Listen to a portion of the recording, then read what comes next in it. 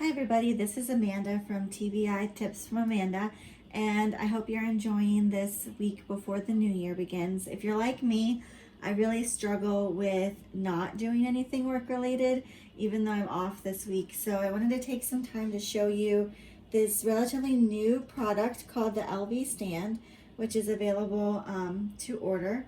There are a couple different models, and this is the first version that was available for purchase, so there are some different things that you could do to customize it now.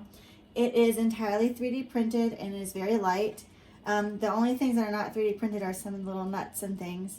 But it is a stand that was developed for students who have low vision and need better posture and for their devices to get up close to their face.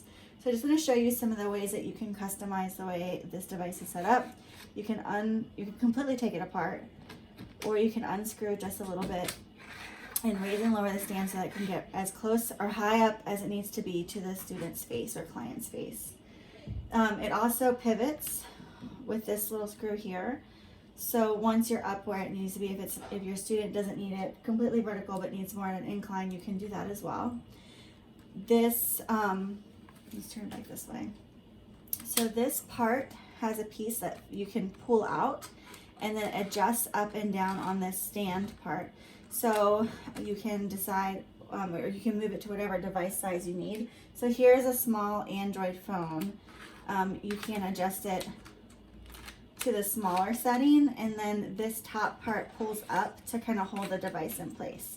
So if I was using an iPad or an iPhone or a Galaxy or whatever, I could move the device up there and then get the phone right where I needed it to be. So even if you have a client who only wants to read text messages and maybe has some arm strength issues, could get right up to wherever they need it to be by their face. So if it's something like a phone, you can pull the piece out and move it down to the bottom, and it can fit in a larger device like this iPad. And then it won't fit the iPad in up and down mode, portrait mode, but it'll fit it in landscape mode, and you can see how easy it is. It's a little wobbly. So they made a new base that has 4 legs instead of 2. Right now it has 2 legs in this one. So I'm going to order the 4-legged base to try out with students when I'm doing AT evals. But it fits the iPad. The table itself that I'm using right now is wobbly. If it wasn't a wobbly table, then this would be totally fine. I did an assessment with a student right before break, and the iPad worked really well in the iPad stand.